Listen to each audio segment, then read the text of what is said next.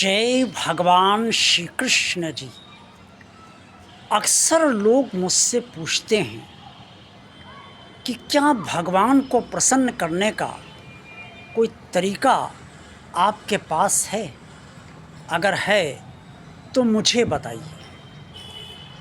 इसके उत्तर में मैं उनसे खुद ये पूछता हूँ कि जब आप मुझसे ये पूछने आए तो क्या आपने सोचा कि आप मुझे किस तरह से अभिवादन करें या मुझसे किस तरह से बात करें ताकि मैं आपसे प्रसन्न हो जाऊं और आपको पूजा करने का वो तरीका बता दूं जिससे कि भगवान प्रसन्न हो जाए। ये सुनकर कई लोग चुप होकर मेरे पास से चले जाते हैं, कई लोग मुस्कुराते हैं और कुछ लोगों को भीतर ही भीतर ये महसूस होता है कि ये बताना नहीं चाहते। अब मैं आपसे पूछना चाहता हूँ कि क्या भगवान को भी प्रसन्न करने का वास्तव में कोई तरीका है? अगर कोई तरीका होता तो क्या वो तरीका अब तक इस सोशल मीडिया पर, जिसमें लगभग सभी लोग ज्ञानी अब बन रहे हैं, ना बता देते? दरअसल भगवान को प्रसन्न करने का कोई भी तरीका आज तक किसी को भी ज्ञात नहीं है और ना कोई तरीका है। क्योंकि अगर कोई तरीका होता तो या तो वो श्रीमद् भगवद गीता में स्पष्ट तौर पे वर्णित होता, या रामचरितमानस में वर्णित होता, या वेदों में वर्णित होता, या पुराणों में वर्णित होता, या उपनिषदों में वर्णित होता, या स्मृतियों में वर्णित होता, या भारतीय नीति शास्त्रों में वर्णित होता। लेकिन ऐसा कहीं भी कोई तरीके का वर्णन नहीं किया गया है। मैं एक छोटी सी बात आपको बता रहा हूँ। उत्तर प्रदेश की राजधानी लखनऊ, जहाँ मैं स्वयं निवास करता हूँ, यहाँ के चौक क्षेत्र में एक कोणेश्वर महादेव जी, शंकर जी का मंदिर है, शिवलिंग है, जिसका नाम है कोणेश्वर महादेव। ये शिवलिंग कोने में स्थित है और आज तक इसे कई बार लोगों ने इस बीचों बीच स्थापित करने की कोशिश की, लेकिन ये सदा अपने आप कोने में चला आया, इसलिए इसे कोणेश्वर महादेव कहा जाता है। ये अत्यंत प्राचीन शिवलिंग है और ऐसा माना जाता है कि इसकी स्थापना स्वयं भगवान लक्ष्मण जी ने की थी। अब इसी मंदिर में जहाँ मैं दर्शन करने रोज जाता हूँ, वहाँ पर भारी भीड़ भक्तों की आती है जल चढ़ाने और शिवलिंग का अभिषेक करने के लिए। एक दिन एक व्यक्ति किसी अन्य को जल चढ़ाते हुए सुबह के समय देख रहे थे। मैं भी उस समय उस मंदिर में मौजूद था और उन्होंने पुजारी जी से कहा, देखो ये किस तरह से जल चढ़ा रहे हैं, इस तरह से कहीं जल चढ़ाया जाता है? ये सुनकर पुजारी जी मुस्कराए और बोले, भगवान शंकर जी के बारे में ये औघड़ बाबा हैं, कब किससे कहाँ और किस तरह से प्रसन्न हो जाएंगे ये कोई नहीं जानता।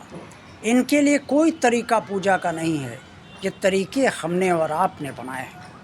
ये सुनकर मैं मुस्करा दिया और वो व्यक्ति चुप हो गए। वास्तव में सत्य यही है, हर व्यक्ति पूजा अपने आप उसको करनी चाहिए और अपने आप उसका जो भी तरीका हो वो ठीक है। आप ये बताइए, आपके घर में 4 भाई बहन मान लीजिए हैं और चारों भाई बहन का तरीका अपने माता पिता से बात करने का अलग अलग है, तो क्या माता पिता सबसे प्रेम नहीं करते? क्या माता पिता सबसे प्रसन्न नहीं होते? ये अलग बात है कि माता पिता भी किसी बच्चे को ज़्यादा चाहते हैं और बच्चे भी कभी माँ को ज़्यादा चाहते हैं, कभी पिता को ज़्यादा चाहते हैं। कुछ बच्चे माता पिता से ज़्यादा लगाव रखते हैं, कुछ बच्चे कम रखते हैं, कुछ बच्चे बिल्कुल लगाव नहीं रखते। तो ऐसी स्थिति भगवान की भी है कि चाहे आप जिस तरह से उसकी पूजा करिए, आराधना कीजिए, शिवलिंग का जलाभिषेक करिए, भगवान कृष्ण की आराधना करिए, प्रभु श्री राम के रामचरितमानस पढ़िए, श्रीमद् भगवद गीता का पाठ कीजिए, आरती कीजिए, भजन गाइए, कीर्तन कीजिए, मंत्रोच्चार कीजिए, ध्यान कीजिए, चाहे जिस तरह से कीजिए, अपने ही तरीके से जो आपको आता है उसके अनुसार कीजिए। और ये मत सोचिए कि भगवान आपसे प्रसन्न होगा या नहीं होगा। भगवान को अगर प्रसन्न होना है तो वो आपके हर तरीके से प्रसन्न हो जाएगा। और अगर प्रसन्न नहीं होना है तो आपके किसी भी तरीके से प्रसन्न नहीं होगा। कई लोग कर्मकांडी होते हैं और उन्हें कर्मकांड में बहुत विश्वास होता है। वो सोचते हैं ये चढ़ा देंगे, ये पाठ कर लेंगे, ये मंत्रोच्चार कर लेंगे तो भगवान प्रसन्न हो जाएगा और सबको दे देगा। ऐसा कुछ नहीं होता है। कर्मकांड का फल जरूर मिलता है, भगवान देता जरूर है, लेकिन देता भी अपनी इच्छानुसार ही है। और यहाँ पर जो भी भगवान देता है उसकी काट भी वो रखता है, क्योंकि उसे वो जानता है कि उसके दिए हुए वरदान का दुरुपयोग आज तक सभी ने किया है। और इसलिए जब उस वरदान का दुरुपयोग होने लगता है और लोगों में अहंकार आने लगता है और उस अहंकार के कारण दूसरों को कष्ट होने लगता है, तो उस समय भगवान अपनी दी गई चीज़ को वापस लेना भी जानता है और अपने ही दिए हुए वरदान को रोक देना भी जानता है और अपने दिए गए वरदान को फलीभूत ना हो ये भी रास्ता वो जानता है और ऐसा करता भी है। इसलिए कर्मकांड भी भगवान को प्रसन्न करने का कोई उपाय नहीं है, कोई रास्ता नहीं है। भगवान ने कोई ऐसा तरीका नहीं बनाया है जिससे कोई व्यक्ति ये कहे कि वो तरीका उसे प्राप्त हो जाए और भगवान उससे प्रसन्न हो जाए। भगवान प्रसन्न होता है अगर आप निष्कपट हैं। भगवान प्रसन्न होता है अगर आपके अंदर छल छिद्र नहीं है। जैसा कि सुंदरकांड में प्रभु श्री राम ने स्वयं सुग्रीव से कहा है कि जिसके अंदर छल कपट होता है, छल छिद्र होता है, वो मेरे पास आ ही नहीं पाता, वो मुझ तक पहुँच ही नहीं पाता। तो मेरी आराधना की तो बात ही दूर है और मुझसे जोड़ने की, मुझे पाने की तो कोई संभावना ही नहीं है वहाँ पर। इसलिए निष्कपट रहिए, छल छिद्र अपने भीतर मत रखिए, अच्छे विचार आप रखिए, भगवान से प्रेम कीजिए, भगवान के प्रति सच्ची आस्था, सच्ची श्रद्धा, सच्चा विश्वास रखिए, भगवान के प्रति समर्पित रहिए, भगवान को अपना मानिए और भगवान को अपना समझ कर ये सब बात कहिए।